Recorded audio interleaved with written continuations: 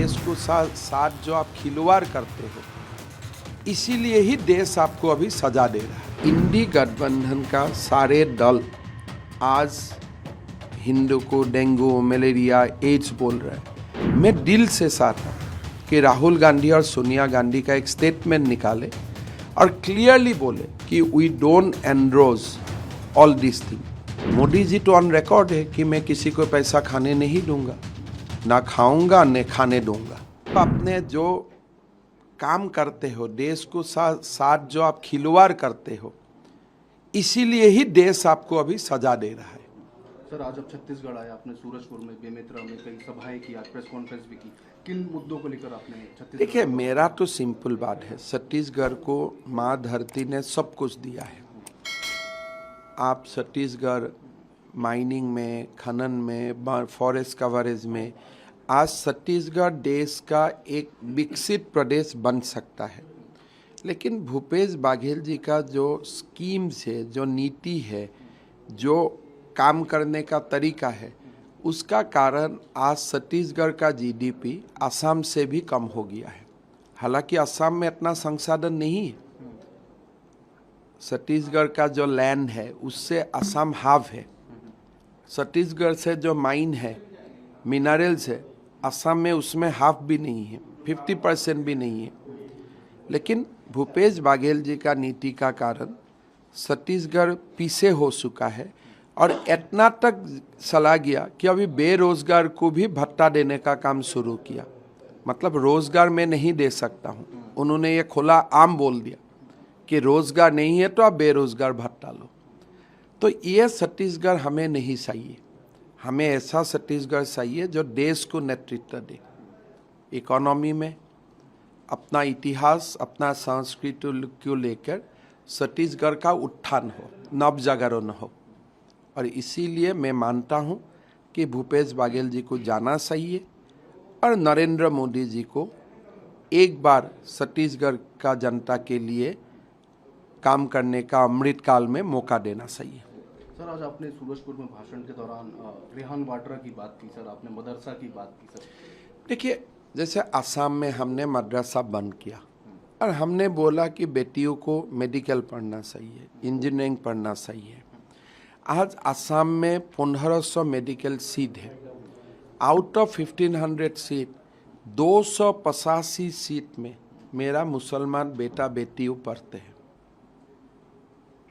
तो हम एम्पावरमेंट का बात बोलता हूँ। अगर मदरसा में पढ़ता था ये 285 बेटा बेटियों तो कभी डॉक्टर नहीं बन सकता था। तो इसीलिए आप तुष्टीकरण मत करो, लोगों को सिखाओ, लोगों को अच्छा रास्ता दिखाओ। राजनेता का वही धर्म है। तो मैंने इसी का ही बात जिक्र किया। आज छत्तीसगढ़ में जैसे खुला आम धर्मांतरण हो रहा है, देश के लिए अच्छा नहीं है। मैं तो ईसाई समाज को भी रिक्वेस्ट करूंगा कि ऐसा मत करो। हम हमेशा असम में स्पीच में बोलता हूँ, जो शिक्षित लोग हैं, जो लिटरेट लोग हैं, अगर वो डिसाइड करता है मैं ईसाई बनूंगा, मेरा कोई आपत्ति नहीं है। लेकिन जिसका गरीब जिसका घर में गरीबीपन पल रहा है, उनको आप मेडिकल का कुछ दिखा के, शिक्षा का कुछ दिखा के कन्वर्सन करना एक पाप है। लेकिन अगर मैं आज इस्लाम बन सकता हूँ, मैं क्रिश्चियन बन सकता हूँ, because I can take decision of my own, उसमें मैं कोई आपत्ति नहीं करता हूँ। लेकिन ये देश में गरीबों का धर्मांतरण बंद होना चाहिए। सर, सीएम बघेल तो क्लेम करते हैं कि जितने ज़्यादा church farmer CM Raman Singh की गवर्नमेंट में बने, उतने तो कभी नहीं बने। सबसे ज़्यादा तो धर्मांतरण ये सब बीजेपी में हुआ। ये रमन सिंह का दिन में हुआ, बघेल जी का दिन में हुआ, ये मेजरमेंट का बात नहीं है। अगर रमन सिंह जी का समय में हुआ, मेरा पता नहीं है, आपका समय में कानून लेके इसको बंद कीजिए। ये एकदम सिंपल बात है ना।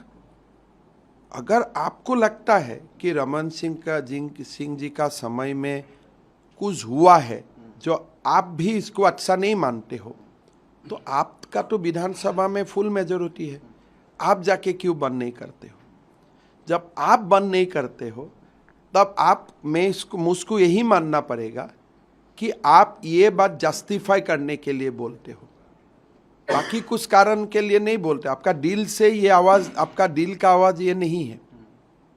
अगर कहीं में आपको बुराई देखता है, आप सीधा जाके प्रहार करो ना बुराई का ऊपर। कौन किया है? आज जैसे आप लोग मुझको मणिपुर का बारे में क्वेश्चन पूछते हो, मैं नहीं बोलता हूँ 2012 में कांग्रेस का समय में 2500 लोग मारा था, कि इसलिए एक भी जीवन जाना दुख का बात है, वो जस्टिफाइंग का बात नहीं है। तो देश में ऐसा कानून होना चाहिए जिसमें गरीबों का धर्मांतरकरण बंद होना चाहिए।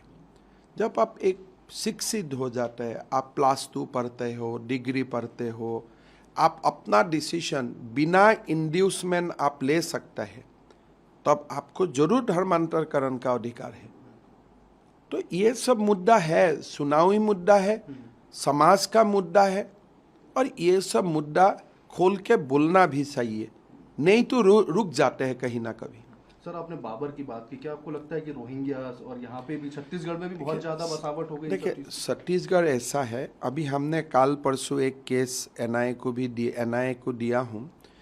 पहले तो असम में घुसपैठी आते थे, अभी घुसपैठी त्रिपुरा असम होते हुए मेन लैंड तक आना शुरू कर दिया, और वो लोग आके फिर नेटिव किसी को शादी करके धीरे धीरे स्टेबलाइज हो जाता है। तो आसाम वो दौर से गुजर चुका है। तो इसीलिए मैं भारत का बाकी प्रदेशवासियों को निवेदन करूंगा कि आसाम का दिल में जो दुख है आज, ये दूसरा प्रदेश में होना नहीं चाहिए। छत्तीसगढ़ में रोहिंग्या आना शुरू हुआ है, जो भी उपाय से अभी बंद करिए, नहीं तो जो उनका लेवल ऑफ बर्ड है 10:2, 12:2, और डेमोग्राफी चेंज होने में समय नहीं लगता है, तो इसको आइडेंटिफाई करो, कैंप है कैंप में ले जाओ। लेकिन अपना बीच में अगर एक बार घुस गया, निकालना मुश्किल है। तो ये वो बात छत्तीसगढ़ का लोगों का मैंने ध्यान आकर्षित किया। सिद्धांत तो छत्तीसगढ़ का लोग ही लेगा, लेकिन हम एक पीड़ित प्रदेश है, तो इसीलिए हमारा दुख का बाद हमने यहाँ रखा। बाबर की बात करें, बाबर तो हकीकत है, बाबर ने राम मंदिर को ध्वंस किया था, समाज जीवन को ध्वंस किया है। आज भी कोई बाबर है नया युग का, तो उनका खिलाफ हमें, हिंदू हो मुसलमान हो, सबको नज़र रखना चाहिए नया दिन का बाबर का ऊपर।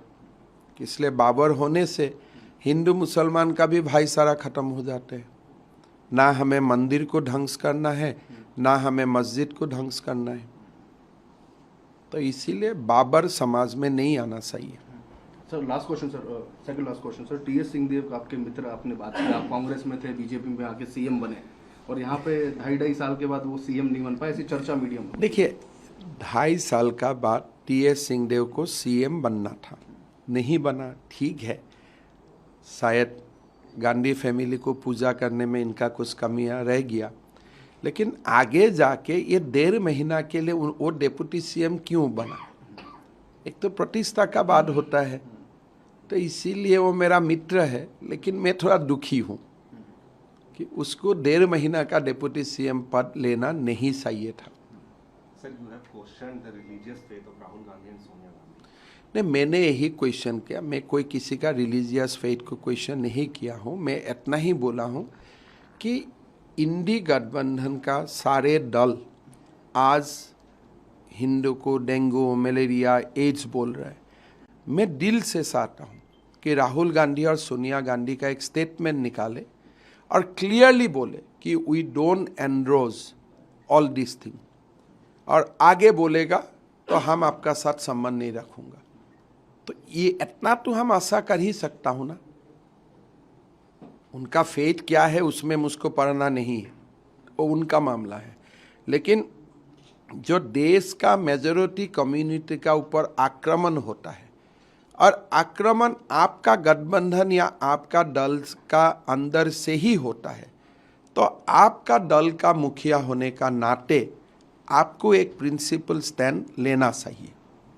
सर, आपने काफी एलिगेशंस भी लगाए करप्शन को लेकर, घोटाला गवर्नमेंट स्टेट गवर्नमेंट घोटाला देखिए, सरकार का। ये ईडी ने बहुत सारे रेड्स यहाँ किए, चाहे वो कोल स्कैम हो चाहे लिकर स्कैम हो। उसके बाद बघेल गवर्नमेंट ये कहती है कि ये जो रेड्स हैं सेंट्रल गवर्नमेंट के डायरेक्टिव। नहीं, रेट तो सेंट्रल गवर्नमेंट का डायरेक्टिव से ही तो होगा। बीजेपी नहीं, जरूर तो बीजेपी का डायरेक्टिव में ही होगा। मोदी जी तो ऑन रिकॉर्ड है कि मैं किसी को पैसा खाने नहीं दूंगा, ना खाऊंगा न खाने दूंगा। तो और किसका डायरेक्टिव में होना चाहिए? और ऐसा डायरेक्टिव देने का हिम्मत किसका है भारत में? खाली नरेंद्र मोदी का ही है कि मैं खाऊंगा भी नहीं और खाने भी नहीं दूंगा। तो मोदी जी खाया भी नहीं और छत्तीसगढ़ में भी किसी को खाने नहीं देगा, असम में भी किसी को खाने नहीं देगा। तो ये उनका तो स्टैंड है, उसमें क्वेश्चन का क्या बात है? वो तो पॉलिटिकल मोटिव है उसके पीछे। पैसा तो मिला है ना, उसका बात तो पॉलिटिक्स नहीं रहा। अगर रेड हुआ कुछ नहीं मिला और आप लोग भी बोलता है नहीं नहीं वो लोग ईमानदार है, उनका घर में रेड होना नाइंसाफी है, तो अलग बात है। क्या आप गारंटी से बोल सकते हैं उस व्यक्ति का ऊपर और नकदी तो मिला ही है? तो उसका बाद ये पॉलिटिकल कहाँ रहा? तो भूपेश जी का एक साफ सभी है, ये सबको वो पैट्रोनाइज नहीं करना चाहिए, उनको बोलना चाहिए लोग को सजा होना चाहिए, फांसी होना चाहिए। तो भूपेश जी ये लोगों को प्रोटेक्ट नहीं करना चाहिए, गलत संदेश जाते हैं समाज में।